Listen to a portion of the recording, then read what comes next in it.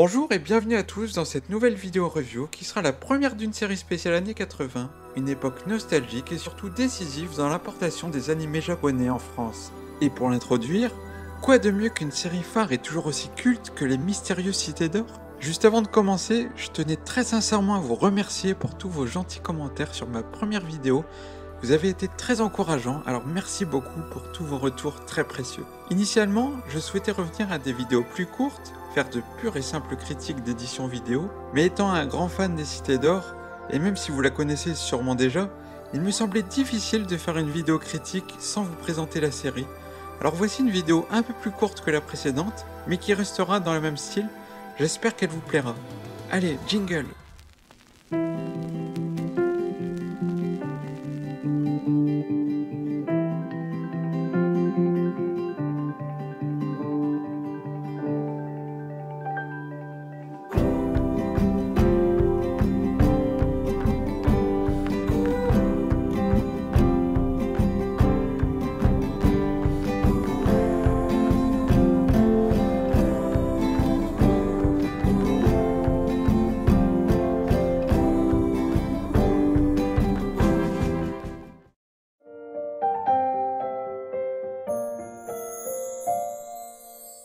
Cette série, qui commence à Barcelone en 1532, nous fait suivre l'histoire d'Esteban, jeune orphelin de 12 ans à la recherche de son père.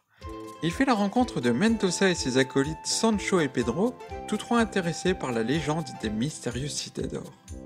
Ayant reconnu Esteban à l'aide du médaillon qu'il porte depuis qu'il était bébé, lorsque Mendoza l'avait sauvé d'une terrible tempête en mer, et apprenant que le père d'Esteban a un rapport avec les cités d'or, Mendoza lui propose de partir avec lui à la recherche de ces fameuses cités. Lors de leur périple, ils feront la connaissance de Zia, une jeune Inca, et plus tard de Tao, un jeune garçon seul survivant de l'Empire de Mu.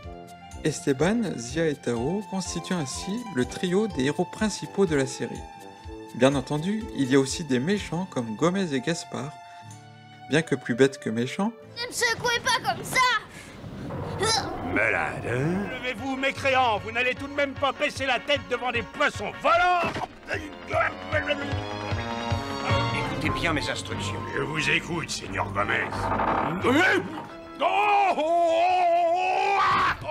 Oh, Seigneur Gomez, je vous prie de m'excuser, je suis vraiment désolé. Arrête de virer de bord à chaque instant, Mendoza!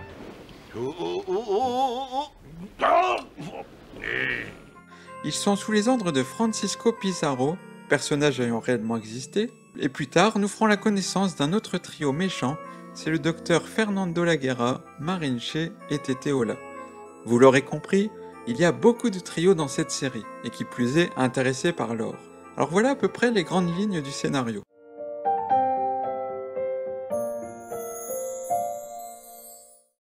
Coproduction franco-japonaise de 1982, elle est diffusée en France sur Récréa 2 à la rentrée de 1983. C'était pas l'avion du carnaval de Rio?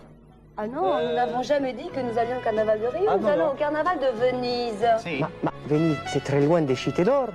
10 ou 11 000 kilomètres. 20 000 à peu près. C'est pas ça, en fait. Le XVIe siècle.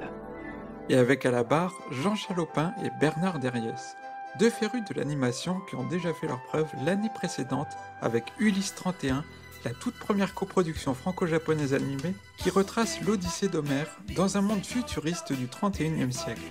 Tout comme Ulysse 31, la série Les Mystérieuses Cités d'Or est très librement inspirée d'un livre sorti en 1966. Il s'agit du roman La Route de l'Or, par l'écrivain américain Scott Odell, selon les souhaits originaux des Japonais. Même si elle s'éloigne énormément du livre, cette série conçue comme un feuilleton est tout simplement géniale. L'idée de mélanger ingénieusement des faits historiques avec de la science-fiction la rend ludique et très agréable à suivre. En plus des engins comme le Solaris et le Grand Condor, dont l'idée de les faire fonctionner à l'énergie solaire vient de l'équipe française et plus précisément de Bernard Derriès, de même des temples qui fonctionnent à l'aide de machinerie, et enfin, il y a bien sûr les Olmecs, un peuple ayant réellement existé mais dont on ne sait pas énormément de choses, dépeint dans la série comme une sorte d'extraterrestre ayant besoin du grand héritage de Mu pour capter l'énergie solaire et ainsi pouvoir assurer la survie de leur peuple. Ou bien c'est une secte, ou alors ils ont un cancer, je ne sais pas. bon, on peut dire que vous allez vous faire tirer les oreilles, vous, hein.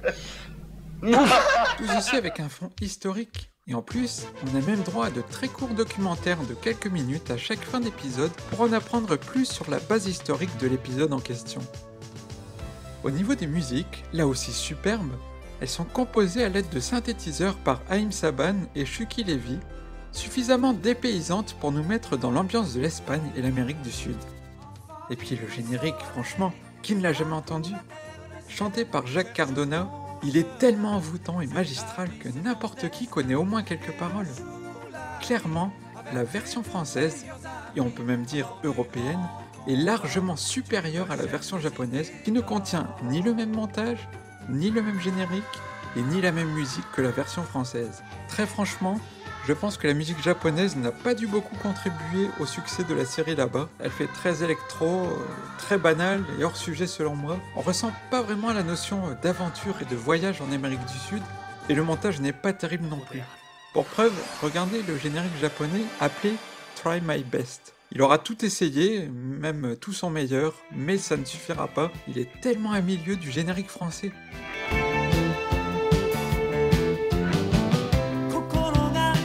Déjà, quand on commence un générique par c'est que clairement, quelque chose ne va pas, ça va puer.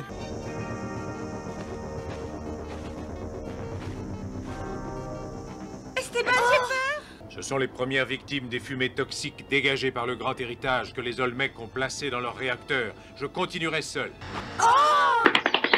A few moments later.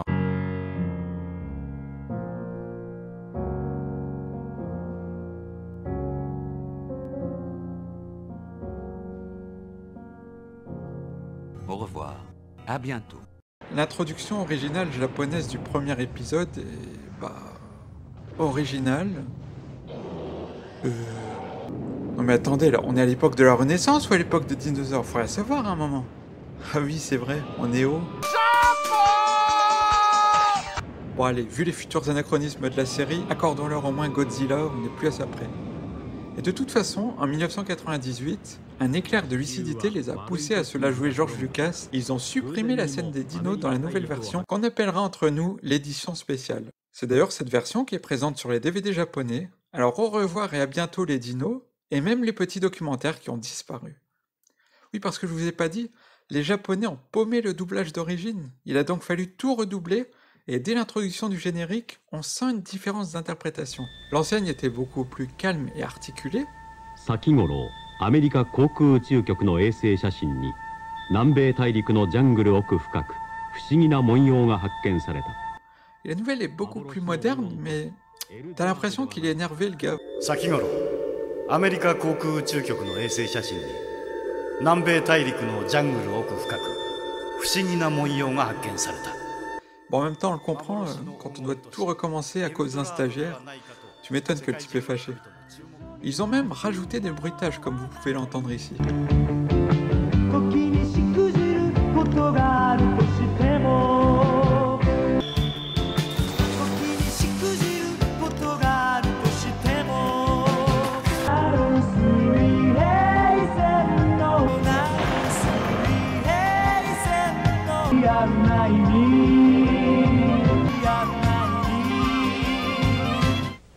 Ce petit extrait où l'on peut voir une goutte tomber est sans musique en VO.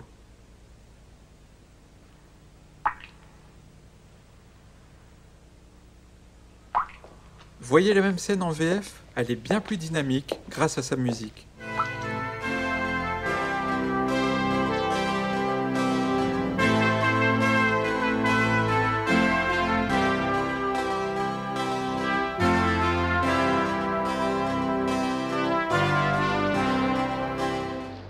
Pareil pour la tempête, la musique française nous fait ressortir un drame, un danger.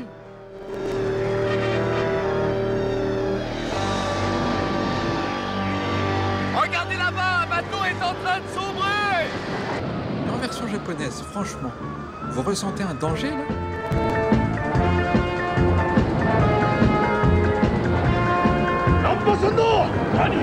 là?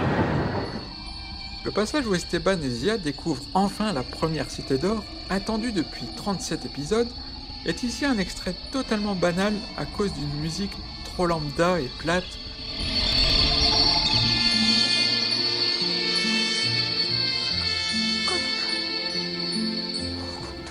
Alors que la version française donne ça. Une musique de découverte grandiose.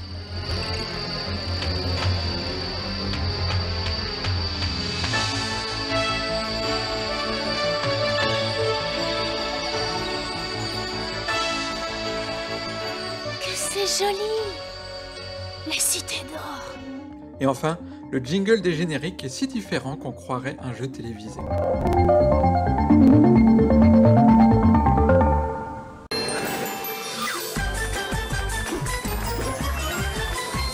Le doublage français est aussi excellent. Il y a beaucoup de voix connues, alors j'aimerais toutes les citer, mais on va juste en aborder quelques-unes. Esteban est doublé par Jackie Berger, une voix typique de l'époque pour le doublage des jeunes filles et garçons. Expliquerait aussi pourquoi les cétacés avaient perdu sa trace. Les plus jeunes d'entre vous la reconnaîtront pour son interprétation de Gon dans Hunter x Hunter, version 2011. Tiens-toi prêt, Killua! Je ne compte pas retenir ma force. Ou bien Graine de Bison dans Yakari. Les hommes ne veulent pas que je les accompagne à la chasse aux bisons. Je suis meilleur tireur à l'arc que certains d'entre eux. Francis Lax, le doubleur entre autres de Harrison Ford. Jacques Thébault, une des plus belles voix de notre profession. Assurait le doublage de Sancho. On a demandé à Esteban de nous ramener avec le cocon, Gomez était doublé par une autre grande voix. Pas question de partir. Cette montagne m'intrigue. Je veux absolument découvrir le secret quelqu'un. Celle du docteur Emmett Brown dans Retour vers le futur. Mais c'est moi! Ça alors, je ressemble à un vieillard! J'ai nommé Pierre Athé. Minus. Non,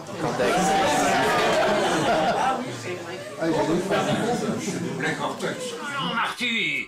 Jennifer et toi, vous êtes des gens très bien. Il s'agit de vos enfants. Il faut qu'on fasse quelque chose pour vos enfants! Excepté dans les derniers épisodes, malheureusement.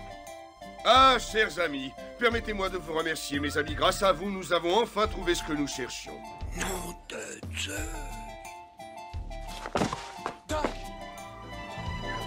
Au nom de la loi, nous vous déclarons... Henri Labussière n'échappe pas à ses rôles éternels de vieux professeur. Allons-y, on a un cornichon à livrer.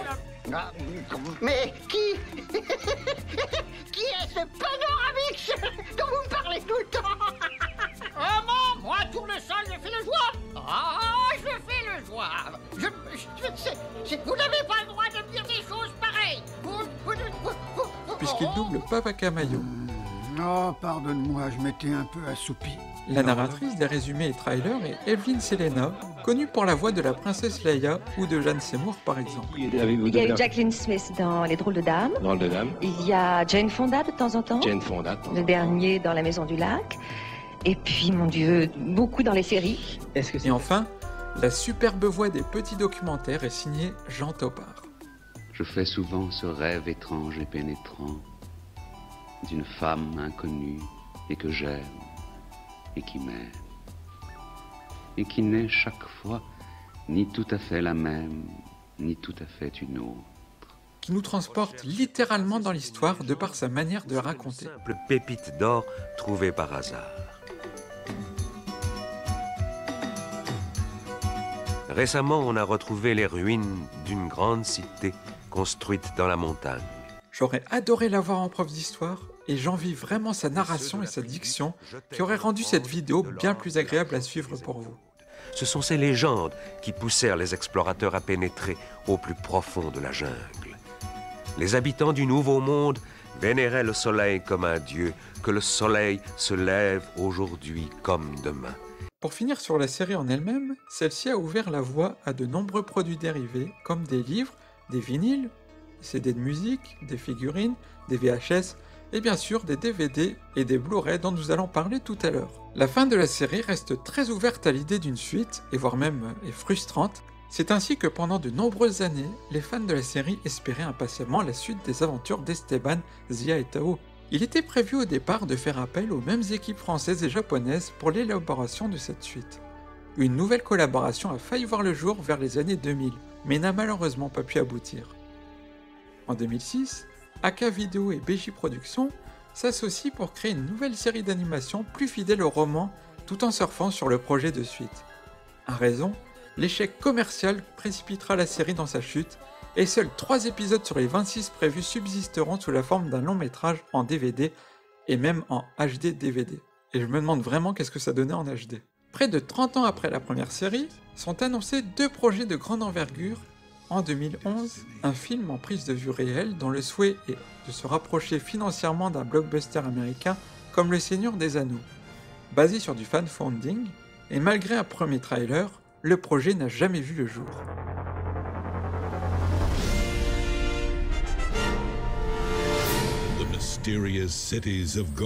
Oui, vous ne rêvez pas, il y a un extrait musical de Tintin, puisque ce sont les mêmes compositeurs qui se sont permis cette petite liberté apparemment, la preuve ici.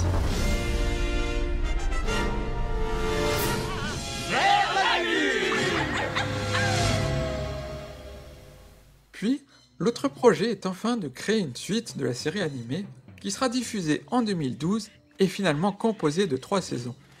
Si la nouvelle est très bien accueillie par les fans, la plupart furent déçus par plusieurs facteurs. La nouvelle série s'adresse à un public bien plus jeune, elle est franco-belge, alors excite l'équipe japonaise.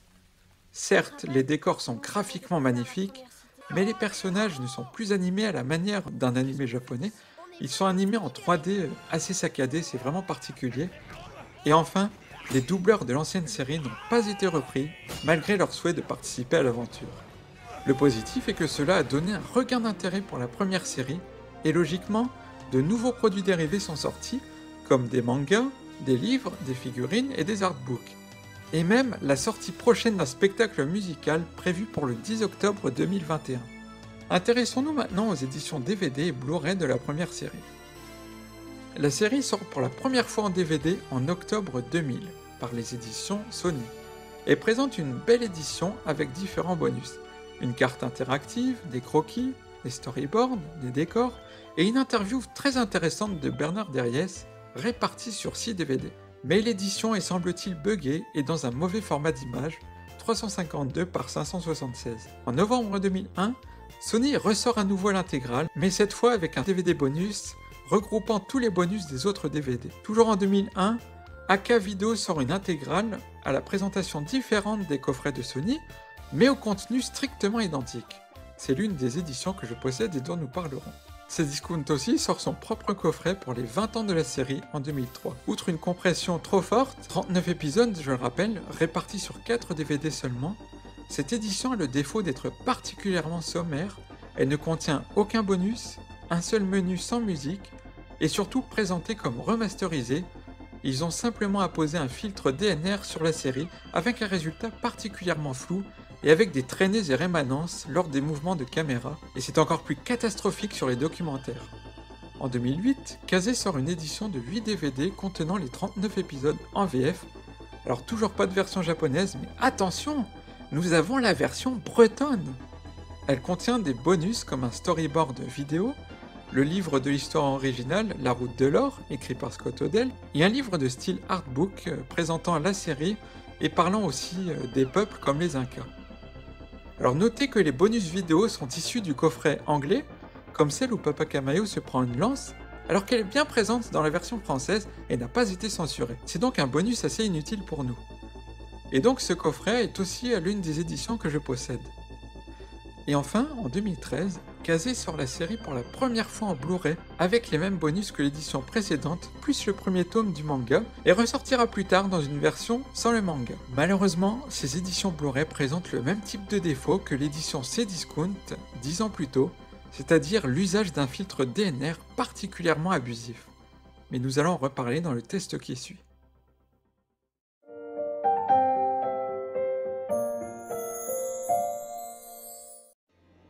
Alors voici l'une des premières éditions que j'ai possédées de cette série. Alors il s'agit ici de l'édition AK, donc qui date de 2001. Alors vous voyez, ça se présente sous la forme d'un coffret Digipack. Alors ce qui est très étrange par contre, c'est que c'était vendu comme ça. C'est un coffret Digipack mais sans fourreau. Vous voyez, donc c'est très étrange. Alors je vais vous montrer l'intérieur. La série est répartie en 5 disques, donc 5 DVD. Vous constaterez des différences entre les disques. Alors, certains ont marqué EDV 550, vous voyez, et d'autres non, voilà. Et pareil, certains ont le cercle, mais les 2 autres disques, ils n'ont pas découpé le cercle. Donc vous voyez là, le bras d'Ia est découpé, parce que visiblement c'était prévu qu'il y ais le cercle et que ça ne se voit pas. Mais ils ne l'ont pas fait, je ne sais pas pourquoi, c'est peut-être une erreur. Alors, on va regarder un petit peu, je vais vous montrer un petit peu l'arrière, présenter un peu comment est le Digipack.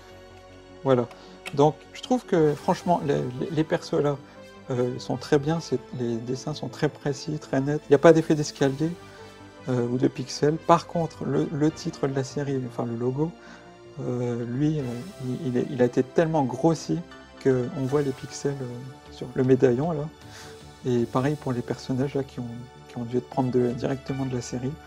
Donc voilà, sinon le reste est très bien pour cette édition. Je vais remettre les disques. Et pareil, le motif des disques, alors jaune avec des petits points là, c'était pareil il me semble sur l'édition Cdiscount.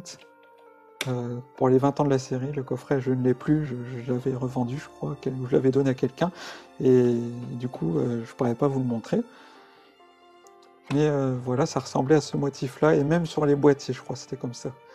Je vais vous montrer de plus près. Vous voyez, c'est de l'or, enfin du doré on va dire, du jaune avec des petits points. Voilà. Et donc dans ce... Alors je rappelle que les bonus de cette édition et les menus, enfin tout l'intérieur est issu de l'édition Sony de 2000 pardon, et puis de 2001 et ainsi de suite. Et je comprends pas trop cette pratique, c'est très étrange que d'un éditeur à l'autre on retrouve exactement le même contenu. C'est très étrange même, c'est un partenariat, je sais pas, je comprends pas trop, surtout que ça s'est passé en même temps, c'est-à-dire que Sony a commencé à éditer ses DVD en 2000 et a continué au fil des années, et ça, pendant ce temps-là, ça a aussi été édité par Aka. Donc c'est assez étrange, et vous voyez c'est pareil, ce que j'aime bien c'est qu'il marque exclusif, la carte interactive. Alors il n'y a rien d'exclusif parce que c'était déjà disponible dans le coffret de Sony, donc je comprends pas trop la démarche, c'est commercial certainement. Alors cette carte interactive par contre, elle est très intéressante, parce que tout le long de la série, vous pouvez suivre les déplacements des protagonistes. Chaque fois qu'il y a un déplacement pertinent, vous avez un petit logo qui apparaît, et il faut changer d'angle avec la télécommande, et vous atterrissez sur la carte qui vous montre le déplacement. Alors ça bouge et tout, hein, c'est animé, et pour l'instant vous entendez la série défiler derrière, hein, et vous pouvez revenir quand vous voulez, quoi. Et c'est très intéressant, je trouve, pour bien comprendre où il se trouve en Espagne ou en Amérique du Sud. Sinon, voilà, le coffret en lui-même, et c'est un bon coffret pour, je crois que c'était 15-20 euros. C'est pas très cher pour ce qui est à l'intérieur, pour les bonus intéressants et la qualité de la série, parce que je trouve que la vidéo ça passe encore, même si ça pourrait être mieux. Il faut savoir aussi que dans les éditions de Sony, il y avait des bugs qu'il n'y a plus dans cette édition. Donc ça c'est un autre argument très intéressant pour cette édition-là. Donc si vous la retrouvez, voilà, elle est sympathique, ne serait-ce que pour la qualité de l'image, même s'il y a mieux, on en reparlera tout à l'heure, et surtout les bonus, qui sont vraiment pas mal. Voilà. Alors maintenant justement, on va passer au contenu de cette édition, donc les menus, les bonus, etc. A tout de suite. Alors on va maintenant faire un tour d'horizon de l'édition DVD AK. Alors vous voyez, le menu se présente comme ça. Alors vous avez une petite musique qui agrémente le menu, donc c'est un menu très sympathique, je vais vous montrer un petit peu. Alors les chapitres.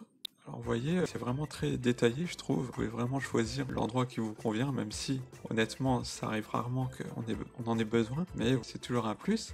Alors vous voyez qu'il y a une petite musique toujours, donc si je change, il y en a une autre. Voilà, et ça s'arrête là. Après, sur les autres, il n'y a plus de musique. Mais vous avez déjà 3 musiques différentes ici. Et on voit qu'elles sont de bonne qualité. Il s'agit des musiques de la BO, du vinyle d'époque. Donc c'est pour ça qu'elles sont en stéréo. Alors dans les suppléments, vous avez l'interview de Bernard Derriès qui est décomposée en 5 parties. Donc une partie pour chaque disque. Ce que j'aime bien, c'est qu'apparemment ils ont fait une capture d'écran, vous voyez. En haut, on a affichage, on a... Derrière, on a ce qui semble être Windows XP ou 98, je ne sais pas. Dans mon esprit, faire du dessin, et alors faire du dessin animé encore moins... Voilà, vous avez une interview très intéressante qui dure un peu plus d'1 heure, il me semble, de Bernard Derriès, et c'est vraiment très riche en informations. Si vous pouvez la voir, il me semble qu'elle est sur YouTube, donc n'hésitez pas à aller la voir. Donc, je vais revenir en arrière. Alors vous avez la filmographie donc encore de Bernard Derriès, et vous en aurez d'autres sur d'autres disques. Donc vous voyez, vous avez un petit descriptif de son histoire. Donc, si on passe, voilà, il y a un peu de filmographie aussi, et de biographie. Voilà, donc c'est très intéressant. C'est toujours un complément par rapport à son interview. Alors je vais revenir. La galerie d'images. Alors, il ne s'agit pas que de galerie. Alors vous voyez, en fait, vous pouvez choisir votre personnage. Il ne s'agit pas que de galerie, il y a aussi une courte description du personnage, donc ici d'Esteban. Vous avez pas mal d'images des épisodes, et là on voit même que je pense que c'est l'édition japonaise, parce qu'on voit que les contrastes ils sont un peu sombres, et c'est plus du bleu marine par rapport à chez nous, l'image est plus sombre. Donc je pense que c'est l'édition japonaise. Le croquis des épisodes, alors vous allez voir, alors ça, vous voyez ici c'est un storyboard, hein. On le voit avec les textes à côté. Donc admettons épisode 1. Donc vous voyez, là c'est pour nous montrer à peu près les personnages principaux de l'épisode 1. Donc là vous avez Esteban, Mendoza, Pedro et Sancho, Zia, Gaspar, Pérez, Gomez, l'Esperanza, etc. Donc vous voyez, c'est des dessins très intéressants. Finalement, le voyage d'Esteban, la carte interactive. Alors ça, c'est un bonus très intéressant. Vous allez voir qu'il est très bien fait. Alors on va cliquer. Dans cette partie, quand vous regardez la série, il suffit d'activer un petit sigle qui vous signale que vous pouvez regarder la carte. Alors on va mettre signaler. Donc voilà, là c'est activé. Et on va voir ça tout de suite, vous allez voir. C'est très intéressant. On va en profiter pour faire un tour de l'image. J'ai laissé l'image telle qu'elle, hein, sans aucune amélioration, pour que vous puissiez voir à quoi ressemblait le DVD. Vous voyez, il y a pas mal de grains quand même, mais c'est l'image d'époque, donc c'est normal qu'il y ait du grain. Et c'est même préférable par rapport à l'édition où il y a plein de DNR, c'est pas très intéressant ça. Moi je préfère personnellement quand il y a du grain. L'image est d'époque, hein, elle est pas non plus moche, hein, mais elle passe bien je trouve. Alors là vous allez voir le sigle apparaître. Voilà, alors carte, appuyez sur angle. Donc là, comme je suis sur le PC, je vais changer d'angle. Ça y est, on est parti. Esperanza quitte Barcelone. La cathédrale devient de plus en plus petite. Voilà. Donc là, on voit qu'ils sont à Barcelone. Alors, ils ont fait des espèces de cartes d'époque. C'est pour ça que c'est pas très précis. Voilà. Donc là, vous voyez le déplacement en cours. Donc, on voit qu'ils vont de la mer Méditerranée à l'océan Atlantique. Et ça, pendant toute la série, vous pouvez le faire. C'est vraiment un bonus très bien fait, je trouve. Donc vous voyez, en fait, c'est vraiment une très belle édition. Les menus sont beaux, les bonus sont très intéressants. Et il y en a pas mal. Et on n'a pas vu, alors les bandes annonces, il s'agit des génériques japonais, pour la plupart. Pas forcément en très bonne qualité. Mais vous avez des bandes annonces différentes pour chaque disque. Donc c'est une édition très sympathique pour le prix que je l'ai payé, 15 €. C'est totalement raisonnable au vu des bonus très intéressants que cette édition contient, puisque c'est calqué sur l'édition de Sony Music Video. Voilà, on va passer à l'édition suivante, à tout de suite. Alors nous passons maintenant à l'édition 2008 par Kazé. Donc vous voyez, c'est un très beau coffret. Alors il commence à se décoller ici, donc il va falloir que je le recolle. C'est une édition limitée. Vous voyez, on le voit ici, là. Moi j'ai le numéro 2429. Voilà, c'est une édition 25e anniversaire, édition collector. Voilà, donc c'est un beau coffret, regardez. Ils ont mis un peu de relief, donc un peu de gaufrage et des dorures aussi, donc ça c'est beau. Voilà. Regardez l'arrière, c'est tout aussi classe. Alors, regardez, voilà, vous avez encore des brillances. Voilà. C'est vraiment un très beau coffret, il n'y a pas à dire. Ça porte bien son nom, c'est une édition collector. Alors, je vais vous montrer l'intérieur. Alors, je m'excuse si ma caméra est un peu de biais, hein, j'ai pas pu faire autrement. Voilà. Alors vous voyez, là, on a encore un magnifique dessin. Et là, nous avons ce dessin-là. Voilà. Alors, qu'est-ce qu'on trouve dans ce coffret? Eh bien, on trouve plusieurs choses. Alors ça, c'est le digipack des DVD. Et ça, c'est plusieurs livres. Alors, vous allez voir de quoi il s'agit. Alors, nous avons le livre La route de l'or par Scott Odell, dont nous parlions tout à l'heure. Alors, vous voyez, il s'agit d'une réédition avec l'illustration de la série, même si, il faut que vous le sachiez, ce livre-là n'a presque, enfin même pratiquement rien à voir avec la série, hein, à part les noms et le contexte historique des protagonistes, rien dans l'histoire n'a rien à voir avec notre série que nous aimons beaucoup. Voilà. Donc pour les passionnés de la série, à lire par curiosité. Voilà. Ensuite, nous avons... alors, ici, il s'agit... Je vais poser ça ici. Alors, regardez. Il s'agit d'une sorte d'artbook. Enfin, du moins, ça nous présente les personnages de la série. Vous voyez, les épisodes. Quelques infos sur les réalisateurs, sur les équipes japonaises. Voilà, donc ça, c'est les Japonais. Là, c'est Jean Chalopin, Bernard Dariès, réalisateur français.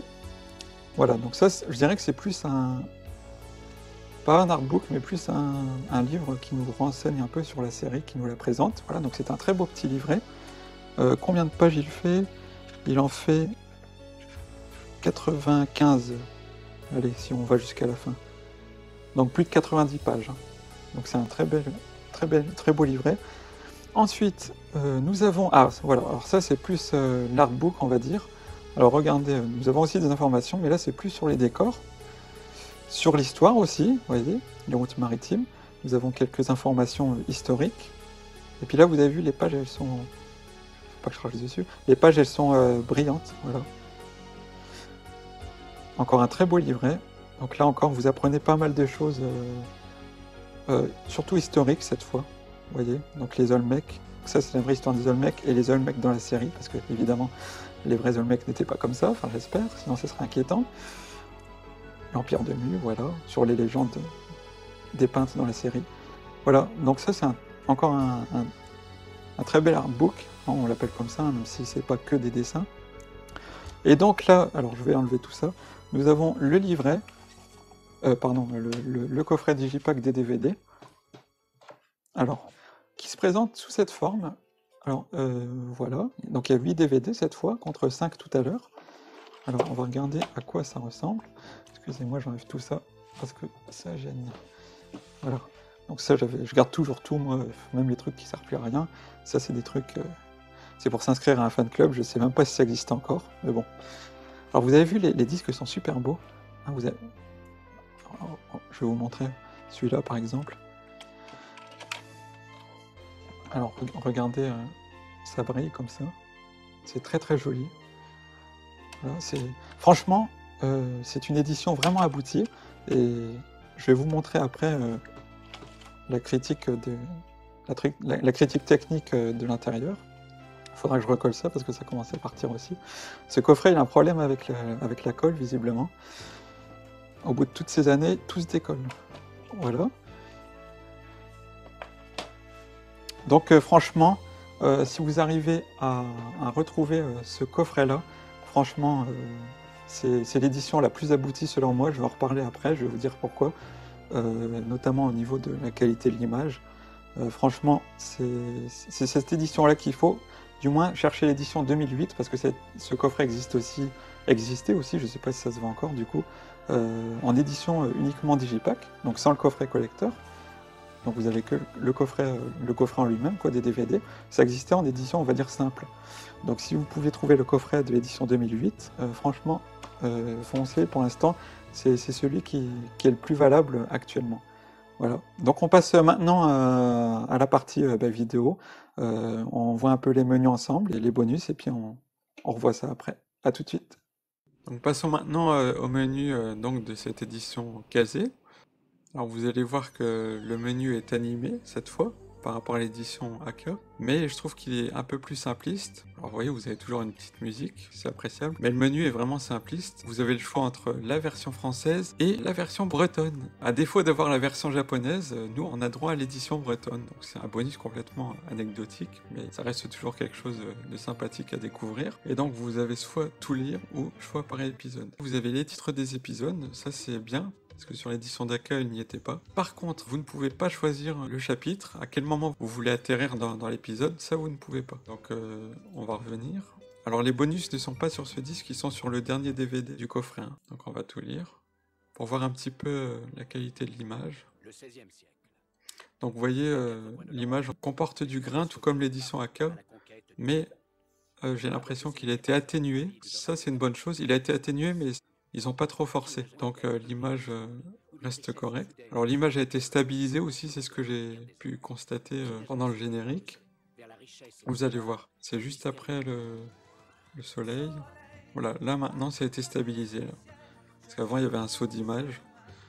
Alors on va regarder un peu. Voilà. Donc vous voyez, il y a du grain, mais ça reste correct. Donc là j'ai mis en breton, mono bien sûr. Esteban,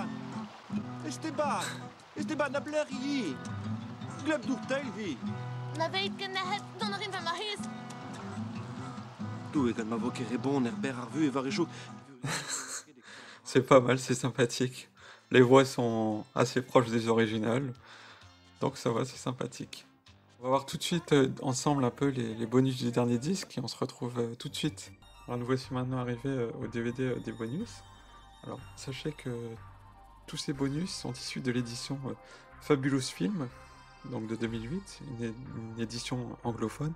Donc la plupart des bonus que vous allez voir sont en anglais sous-titrés. On va voir ça tout de suite. Alors comparaison storyboard, par exemple, on va regarder ce jeu. Donc vous voyez, c'est en anglais. Hein. Donc vous pouvez voir un peu les storyboards de l'épisode. Donc c'est très intéressant. Bon après les storyboards on les voit pas très bien parce qu'ils sont trop petits. Ça c'est un peu dommage. Mais ça vous donne un aperçu voilà, de ce à quoi ressemble le storyboard. Donc après vous avez les scènes coupées. Alors la première vous la reconnaissez, il s'agit de l'introduction japonaise. Sauf que là ça vient de l'édition DVD donc forcément il n'y a pas les dinosaures qui avaient été coupés. Donc voilà, on va passer à... Voilà, alors la scène suivante, soi-disant de l'épisode 4, alors que c'est dans le premier épisode, en fait il s'agit d'une scène légèrement plus longue, vous voyez. Le travelling n'existe pas là en France, il commence ici, à partir de là. Voilà, c'est une scène de quelques secondes qui avait été coupée dans la version française. Et enfin, la fameuse scène où Papa Camaillot meurt, a été censuré dans l'édition anglaise. Et on voit ici d'ailleurs qu'il s'agit d'une VHS assez jaune. Alors, est-ce que c'est parce que Papa Camaillot meurt que ça a été censuré? Ou est-ce que c'est à cause de ça? Je ne sais pas. Les deux sont violents, mais... Par contre, il n'y a pas de son. Hein. Ils ont enlevé le son. Ça, c'est un peu dommage. C'est peut-être parce que c'est en japonais. Donc, ils ont préféré enlever le son. Je ne sais pas. Alors, les coulisses de la production, qui est une sorte de making-of, avec des interviews de Jean Chalopin, donc en anglais, sous-titré, avec les formidables polices d'écriture de Kazé, vous voyez, elles sont toujours aussi affreuses, comme les DVD de Détective Conan. Mon nom est Jean Chalopin. Alors, c'est vraiment un comble de pouvoir avoir une interview de Jean Chalopin, mais en anglais sous-titré. Ça aurait été intéressant que ce soit en VF, mais bon... Kazé n'ont pas pris la peine de faire leur propre bonus apparemment. Donc, Alors les origines de la série, là il s'agit d'une interview du scénariste japonais, mais en texte. Alors on va voir ça tout de suite. Voilà, Mitsuru Kaneko, scénariste. Et ça se traduit par questions et réponses, mais en texte. Voilà, donc c'est intéressant pour avoir le point de vue de l'équipe japonaise, savoir comment ils ont ressenti les choses. Et enfin, extrait d'un épisode japonais.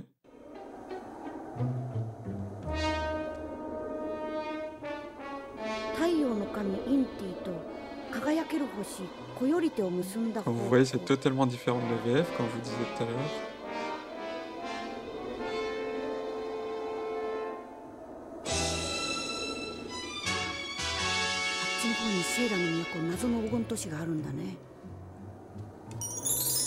Voilà, il n'y a pas de magie, il manque vraiment quelque chose, quoi. C'est plat, enfin c'est mauvais, quoi. Je suis désolé de le dire. Mais c'est dommage qu'on ne puisse pas avoir cette version japonaise sur nos éditions Blu-ray ou DVD. Surtout que sur le Blu-ray, il y aurait largement la place, mais bon, c'est comme ça. Voilà, maintenant on va passer à l'édition suivante par Kazé, celle qui a fait polémique, et vous allez comprendre pourquoi. On voit ça tout de suite. Et enfin, nous arrivons à l'une des dernières éditions en date, l'édition Blu-ray par Kazé. Alors du coup, pour l'extérieur du coffret, c'est un beau coffret, assez rigide et solide.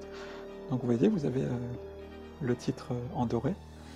Alors moi, j'ai acheté d'occasion, c'est pour ça que je sais pas ce qu'il a dû prendre un peu l'eau, vous voyez.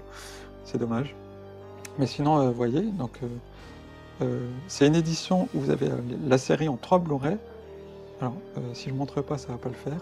Vous avez la série en 3 Blu-ray, les DVD pour les bonus, qui sont les mêmes que l'édition 2008 juste avant, et le manga, le premier tome, qui était sorti à l'époque de ce coffret. Donc vous voyez, l'audio est en français et PCM. Voilà. Et vous ne vous trompez pas, il y a marqué anglais et japonais, mais ça c'est que pour la partie bonus. Hein. On l'a dit tout à l'heure, les bonus des éditions Kazé sont issus des bonus anglophones, donc ils sont en anglais sous-titré. Et c'est pour ça que c'est marqué que c'est en anglais. Voilà. Donc, alors voilà comment ça se présente. Alors ça s'ouvre comme ça, voilà. Alors ça c'est le coffret Digipack des Blu-ray. Alors vous voyez, je trouve que le carton est assez solide, c'est un beau carton. Voilà. Et les disques sont cette fois comme ça, vous voyez. Donc c'est pas aussi beau que l'édition DVD juste avant, mais voilà, c'est sympathique quand même. Mais bon voilà, je trouve que c'est un peu terne, ça aurait mérité quelque chose d'un peu plus travaillé. Mais ça reste sympathique. Voilà. Donc ça c'est une petite publicité comme ils en font, comme on a vu tout à l'heure sur l'autre coffret. Donc la publicité pour la nouvelle saison. Voilà. Et le premier tome du manga, alors vous voyez, il est assez classe aussi franchement. Donc comme d'habitude. Le titre est plus brillant que sur le coffret d'ailleurs, vous avez vu. Ça fait très stylé, regardez ce brillant qui vient se mettre comme ça. Et donc voilà, c'est un très beau manga. Donc, vous voyez, ils ont essayé de faire un truc moderne, mais tout en respectant les codes graphiques de la série. Voilà, donc c'est un beau manga qui fait combien de pages? Excusez-moi, je crois. Ah, puis il y a même des informations sur la série à la fin, c'est intéressant. Bon, il fait plus de 130 pages. Ah non, pardon, il en fait au moins 160. 160, et un beau manga de 160 pages, voilà. Voilà de quoi se compose cette édition. Alors, on va passer maintenant à la partie qui fâche, hein, c'est la partie technique, et vous allez voir que je ne sais pas ce qu'a fait Kazé, enfin je ne comprends pas comment on peut arriver à un tel résultat aussi amateur. Et encore, les amateurs font bien mieux que ça, c'est ça qui est étonnant. Vous allez voir que c'est vraiment très décevant et affreux pour de la haute définition, soi-disant. Voilà, bon ben, on passe à la partie technique, à tout de suite. Alors on va commencer tout de suite par regarder l'édition Kazé de 2013, l'édition remasterisée, entre guillemets, en Blu-ray. Alors voici le menu. Vous constaterez qu'il est animé, mais il est totalement basique. Voilà, vous choisissez soit tout lire, soit vous choisissez l'épisode. Il n'y a plus de titre, plus rien du tout. Débrouillez-vous. Il n'y a même pas d'image pour illustrer au moins à quoi ressemble un épisode. En Blu-ray, on a la capacité quand même de montrer une image pour montrer un peu l'épisode, quoi, mais non. Vous avez juste quelques extraits du dessin animé derrière, mais sinon, à part ça, il n'y a pas grand-chose. Il y a quand même une petite musique qu'il faut noter. Alors, on va tout de suite regarder un peu à quoi ressemble la qualité vidéo. Même si vous venez de la voir un petit peu. Alors, vous voyez, franchement, c'est une catastrophe technique en termes de vidéo. Regardez, il n'y a plus de détails, les traits sont grossiers, il y a même des rémanences. Retourner 10 ans en arrière, comme à l'édition Cdiscount, pour une édition Blu-ray, c'est franchement regrettable, quoi. Alors vous allez voir, ils ont même refait le titre. Vous voyez, voilà. Alors, il est beau, hein, mais regardez, c'est assez grossier, voilà. Vous avez vu, je trouve que c'est grossier l'animation du titre, mais bon, c'est comme ça. Mais comment expliquer cette pitoyable image? Eh bien pour l'histoire, l'un des gérants de l'Empire des Souvenirs, et je tiens vivement à le remercier, et vous encourage vivement à consulter leur super page Facebook et Twitter, qui contiennent des tests et comparatifs très intéressants, et elle m'a raconté que Kazé avait contacté l'un de ses amis pour lui demander de l'aide concernant les paramétrages de la restauration, qu'on appelle aussi un script, sur des logiciels comme Avisynth par exemple, et celui-ci leur a envoyé toutes les instructions que Kazé n'a finalement pas du tout respectées, donnant ce très mauvais résultat. Et cerise sur le gâteau, ils ont même ignoré ses propositions de le faire lui-même pour eux. Alors restons dans les gâteaux aux cerises, imaginez que vous êtes un chef pâtissier, là Kazé vous appelle. Oui, bonjour, on aurait besoin d'une belle forêt noire pour une fête. Alors vous répondez, d'accord, je vous la fais pour quand? Et là ils vous disent, non, on va la faire nous-mêmes, donnez-nous la recette s'il vous plaît. Et à la fin vous vous rendez compte qu'ils vous ont fait un vulgaire clafoutis. Alors j'ai rien contre les clafoutis, j'aime ça, mais rien à voir avec une forêt noire. Et dans le principe, c'est ce qu'on fait Kazé. Alors regardons un peu l'épisode. Vous voyez franchement, on a perdu en détail, il n'y a pas photo. Alors au niveau des caractéristiques de l'image, vous voyez ici le son c'est en LPCM, 48 kHz, 16 bits, 1,9 mégabits par seconde, donc ça c'est la moyenne, c'est bien. Ensuite au niveau de la vidéo, on tourne vers les 12 à 15 mégabits. 15 mégabits par seconde maximum je crois. Non franchement, on voit même pratiquement plus la pluie et les détails ont totalement été gommés. Non franchement, c'est du gâchis d'avoir fait ça en HD soi-disant. Surtout que toutes les éditions à venir et les diffusions à la télévision maintenant c'est comme ça quoi. Donc c'est vraiment dommage. Alors cela dit, il y a un truc étrange sur France TV, le site France TV qui propose l'intégralité de la saison 1 en streaming. Les miniatures des vidéos, ils ont réussi à, pour presque tous les épisodes, pas tous, à mettre les photos issues des celluloïdes. Alors l'image est magnifique du coup. Et sinon, les autres miniatures qui ne sont pas des celluloïdes, ça vient des anciennes éditions de Sony il me semble. Alors c'est ça qui est bizarre, c'est que pour les miniatures, ils ont mis des images meilleures, mais l'épisode en lui-même, c'est cette édition-là par Kazé. C'est-à-dire flou et pas terrible du tout quoi. Et attendez, vous allez voir, c'est encore pire au niveau des documentaires. Alors attention. Voilà, non franchement, c'est un résultat mais totalement indigne du support quoi, franchement. Je me répète un peu, excusez-moi, mais franchement, ça valait pas le coup d'opérer cette restauration. On l'appelle comme ça, mais c'est honteux d'appeler ça comme ça, pour obtenir un tel résultat sur du Blu-ray quoi. Oh, franchement. Récemment, on a retrouvé les... Là, les gens qui ont fait la restauration, oh là, quelle image magnifique, franchement. Oh, les gens, ils vont y voir que du feu, mais regardez-moi cette beauté, quoi.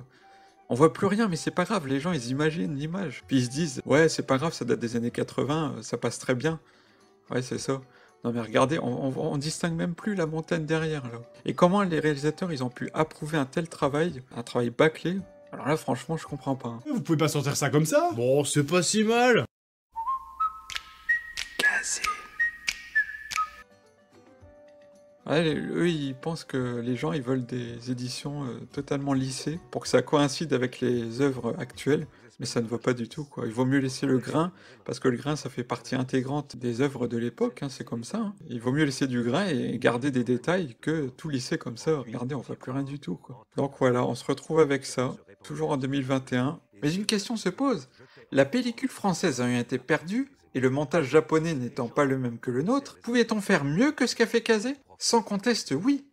Comme il a été dit, une simple affaire de réglage vidéo aurait pu tout changer. Par exemple, avec un petit logiciel de restauration gratuit, très abouti et très simple pour le grand public, comme Film 9, que je vous recommande vivement, voyez ce que j'ai pu obtenir à partir des DVD Kazé de 2008. En termes de colorimétrie et de netteté, on est très loin de ce que nous a offert Kazé en 2013.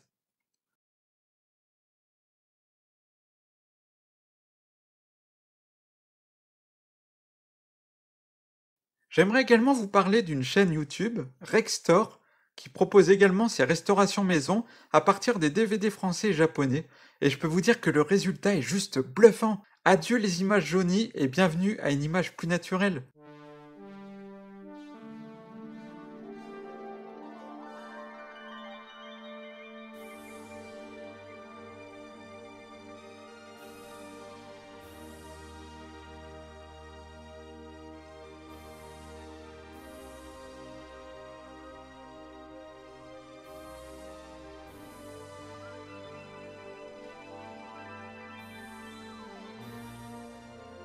Et la qualité des documentaires est tout aussi incroyable.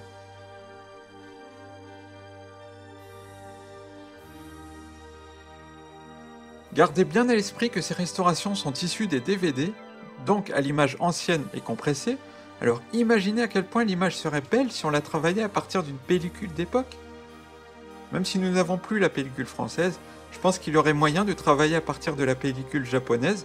Il suffirait de faire le remontage à la française, surtout qu'à part quelques scènes supplémentaires, il n'a pas l'air si différent que ça, ou au pire on mélange les deux versions quand c'est nécessaire, pour avoir au moins les 90% de la série en bonne qualité.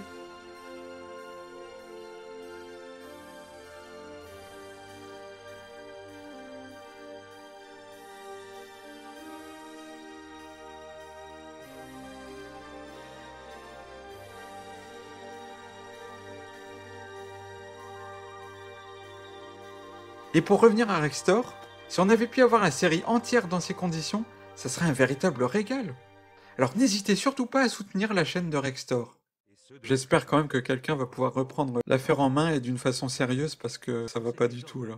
Donc on va se quitter sur cette édition-là. Enfin, on va d'abord voir le comparatif des 3 éditions que j'ai, le comparatif final, le bilan. À tout de suite.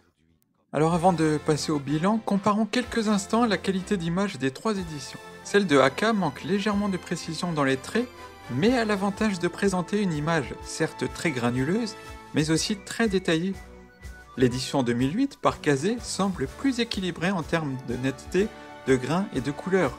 Mais par contre, il y a un recadrage évident qui nous fait perdre pas mal d'images sur les côtés et sur le haut et le bas. J'ignore pourquoi, mais en tout cas c'est très dommage, surtout que Kazé restera dans ce recadrage pour ses éditions ultérieures. Et enfin, le pompon, c'est l'édition 2013 par Kazé. Pour le positif, je dirais que les traits sont plus précis, plus ciselés, et ils ressortent bien. Pour le reste, l'image est malheureusement bien trop dégrainée, à tel point qu'on n'arrive plus à distinguer les détails du mur par exemple. Et si on perd en détail, c'est aussi parce que la saturation des couleurs est bien trop forte, faisant ressortir le jaune typique de la version française, et du coup on perd beaucoup en naturel. Et pour les documentaires, le constat est sans appel, no comment, surtout pour l'édition Blu-ray de 2013.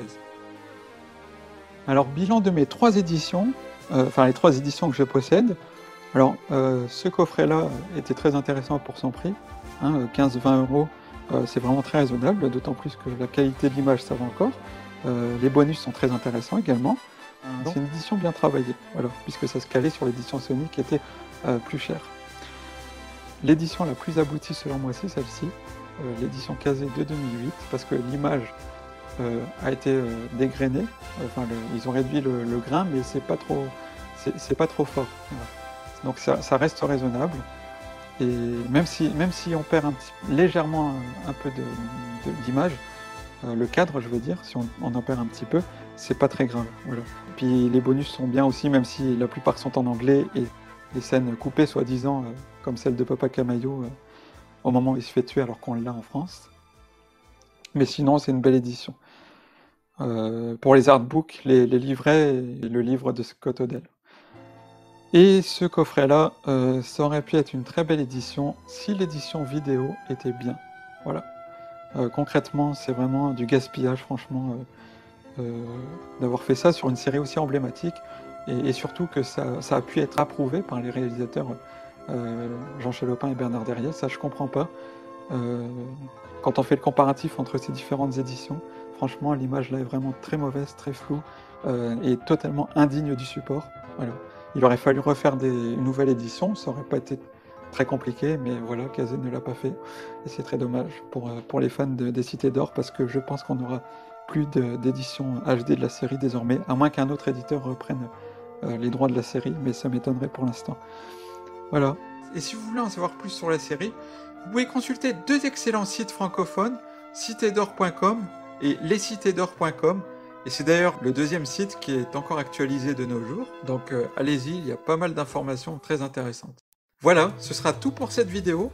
Alors je tiens à m'excuser pour sa longueur, mais j'espère qu'elle vous aura quand même plu, et que vous serez arrivé jusqu'ici sans ennui. Si c'est le cas et que vous n'êtes pas encore abonné, n'hésitez surtout pas à vous abonner dès maintenant pour de futurs tests de vos séries animées favorites. Prenez bien soin de vous, au revoir, à bientôt.